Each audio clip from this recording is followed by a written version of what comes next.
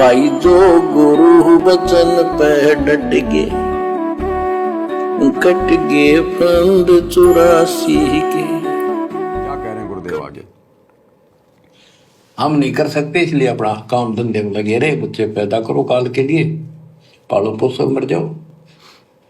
तो इन साधनाओं को गरीबदास जी ने कैसे खंडन किया है कि गलत साधना करते हैं। और देखो, थोड़ी सी वाणी सुनाता हूं आपको। संत गरीबदास जी द्वारा अजब गजब ज्ञान दिया हुआ है। काम देनो एक दूजे तैया, सुरती गुजरी दोहत है बिन भैया। है गुजरी मत की मतवारी, 8 भगत उतरे नी खुमारी। दूजे अमृत आनंद कंदा, पीवत होत अति आनंद। अमी महारस दूजे देनम, काम देनो दुहे दिन रैनम। या रस की मोह छाक परी है, शब्द सलोने आग बली है। यानी हमारे को सच्चा नाम मिला, सार नाम, सतनाम। इसने ऐसी डीक बाल दी, ऐसी रोशनी कर दी, ऐसी लगन लगा दी।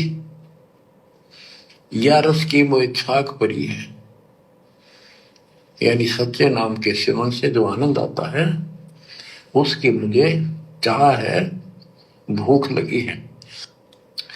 और शब्द सलोने आग लगी है, सलोने। सार नाम का है गठबंधन, गरीबदास टूटे सब बंधन। देखो कितना रहस्य भरा पड़ा है छोटी सी पंक्ति में, लास्ट वाली में। सार नाम का है गठबंधन, गरीबदास टूटे सब बंधन। सार नाम जो है एक गठबंधन है, यो नामों का एक जोड़ है। गठबंधन यानी एक से अधिक नाम का संयोग से बना है ये। जिनको सार नाम प्राप्त है वो समझते होंगे। देखो सुंदर साहिब सलोना, मूर्ति मधुर बजावे बैना। अनंत कोटि सिखियन का स्वामी, देखा दुल्हा अंतर्यामी। अब जैसे परमात्मा को निराकार बताते हैं, यहाँ गरीबदास जी स्पष्ट करते हैं। श्वेत छत्र सिर, श्वेत मुकुट विराजे, श्वेत वस्त्र तन पर साजे। उसका सफेद छत्र है और सफेद ही मुकुट सिर के ऊपर रखा है और सफेद वस्त्र शरीर पर धारण किए हुए। डोरे सुहंगम चंवर अनादम। एक चीज का ध्यान रखो भाई और बहनों, आप देखो, काल हमें मूर्ख बनाएगा, पागल बनाएगा हमारे को। और काल वर्तमान में दुनिया को तो पागल बना के बैठा ही है। इन फर्जी सतलोक आश्रमों में गुरुदेव भगवान की गैर हाजिरी में ये जो हमारे गुरु भाई बहन है, गुरुदेव के परिवार वाले, कोऑर्डिनेटर, आश्रम संचालक, ये भी हमारे को मूर्ख बना रहे हैं।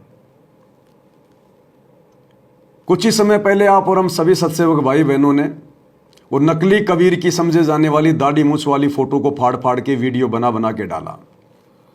तो सतलोक आश्रम मैनेजमेंट हरियाणा ने एक नया कबीर लॉन्च कर दिया, नया कबीर। अब इन आश्रमों में वो कबीर आपको देखने को नहीं मिलेगा जिस फोटो को हमने फाड़ा था। उस फोटो को फाड़ने के बाद में इन्होंने सोचा कि इस फोटो को तो सत्सेवकों ने खंडित कर दिया, अब नया कबीर लॉन्च किया जाए। तो वर्तमान में जितने भी सतलोक आश्रम है वहां आप देखेंगे एक नया कबीर, लंबी लंबी सफेद सफेद दाढ़ी, लंबे लंबे बाल, कान में मुर्की सलमान खान की तरह, हाथों में वो कड़े वड़े। एक नया कबीर लॉन्च कर दिया। बिल्कुल सभी आश्रम में आपको वही फोटो देखने को मिलेगी, पहले वाली नहीं मिलेगी। अब ये काल का षड्यंत्र है। अब तो कम से कम संगत ने आंखें खोलनी चाहिए। अरे जिस प्रकार गुरुजी के परिवार ने हम सत्सेवकों के द्वारा उस नकली कबीर की फोटो फाड़ने के बाद अपनी तरफ से एआई के माध्यम से इन्होंने एक नया कबीर लॉन्च कर दिया। नया कबीर बना दिया। इसी प्रकार वो पहले वाली कबीर की फोटो भी इसी प्रकार वो बनाई हुई थी, नकली थी। अब तो समझो वो फोटो भगवान नहीं है, परमात्मा नहीं है। अरे अब तो तुम्हारे गुरुजी के जेल जाने के बाद गुरुजी के परिवार ने नया कबीर बना दिया। और आप जी गुरुजी के जितने भी सत्संग सुन लेना,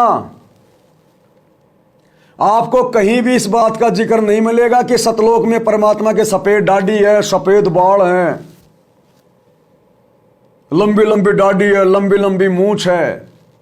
आपको ये दाढ़ी मूंछ वाला जिक्र नहीं मिलेगा जहां तक दास की नॉलेज है। क्योंकि वर्तमान में जो रूप हम देख रहे हैं अपने गुरुजी का, ये परमात्मा का वास्तविक रूप है, असली रूप है ये। इस रूप के जिसने दर्शन कर लिए एक बार, वो आत्मा फिर काललोक में रह नहीं सकती। उसका यह अंतिम जन्म होगा। अगर आजीवन उसकी मर्यादा में रही तो इस रूप की इतनी वैल्यू है, इतनी महत्वता है। यह सतलोकी रूप है परमात्मा का। वैसे तो भगवान का कोई रूप नहीं है, वो तो शब्द स्वरूप ही है, वो जो मर्जी रूप बना ले। लेकिन परमात्मा सतलोक में सत्य पुरुष के सिंहासन पर जिस रूप में बैठा है, ये वास्तविक रूप है। कोई दाढ़ी मूछ नहीं है वहां पर।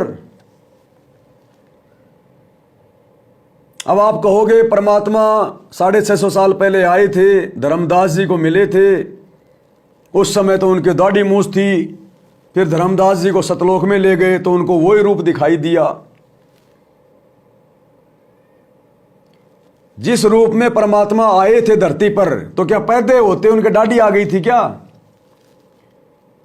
अरे 650 साल पहले परमात्मा आए काशी में, तो क्या परमात्मा जब काशी में जब कमल के फूल पे जब आए, जब वो प्रकट हुए, तो क्या बचपन में उनके दाढ़ी आ गई थी क्या? और दाढ़ी भी आई तो क्या परमात्मा कबीर जी के 650 साल पहले क्या सफेद दाढ़ी आ गई थी? जो फोटो हम देख रहे हैं, बचपन में उनके कोई दाढ़ी मूछ नहीं थी। बड़े हुए तो उनके काली दाढ़ी मूछ आई। अब वो काली दाढ़ी मूछ वाली फोटो क्यों नहीं लगाते भाई भगत अपने घरों पे? क्या डायरेक्ट भगवान के 650 साल पहले सफेद दाढ़ी मूछ आई थी क्या? कोई बीमारी से परेशान था क्या भगवान? जैसे बच्चों के जो है जन्म से ही छोटे छोटे बाल आ जाते हैं सफेद सफेद, वो काली दाढ़ी मूछ वाली फोटो क्यों नहीं? क्या भगवान शेविंग करवाता था क्या जब उसके काली दाढ़ी मूछ थी तब? तो हमने एक धारणा बना ली, एक सोच बना ली, जिसने जैसी फोटो हमें बना के दे दी हमने उसी को पूजना शुरू कर दिया। तो धर्मदास जी के गुरु रूप में परमात्मा दाढ़ी मूछ में थे, इसलिए सतलोक में जब परमात्मा गए तो उनको उन्होंने उसी रूप में बैठा हुआ दिखाया। आज हमारे गुरु रूप में परमात्मा बिल्कुल क्लियर हैं, सुंदर शरीर में, तो हमें परमात्मा इसी रूप में मिलेंगे, क्योंकि यह कलयुग की पिछली पीढ़ी है, पूर्ण मोक्ष का प्राइम टाइम है। आज अगर वो धर्मदास वर्तमान में जन्म लेगा, भक्ति करेगा, तो उसको 650 साल पहले वाली याद नहीं रहेगी कि 650 साल पहले मेरा गुरुजी दाढ़ी मूछ लगा के आया था। वो भूल चुका है, सतलोक में क्या देखा था भूल चुका है। आज वर्तमान में वो जब सतगुरु रामपाल जी से पुनः नाम लेगा, भक्ति करेगा, तो उसको इसी रूप में परमात्मा यहां मिले और इसी रूप में परमात्मा सतलोक के सिंहासन पर बैठा हुआ मिलेगा। उस सतलोक के सिंहासन पर कोई दाढ़ी मूछ वाला नहीं बैठा है। यही सतगुरु रामपाल जी भगवान सिर पर मुकुट लगा के, सफेद वस्त्र पहन के, हीरे मोतियों से जड़े, पन्नू लालों से जड़े सिंहासन पे बैठे हैं। यही परमात्मा, और कोई नहीं है वहां, कोई दाढ़ी मूछ वाला नहीं है। इसलिए तो परमात्मा ने फोटो फड़वाई है। भाई जो गुरु बचन पे डट गए, कट गए फंद 84 के, कट गए फंद 84 के, कट गए फंद 84 के।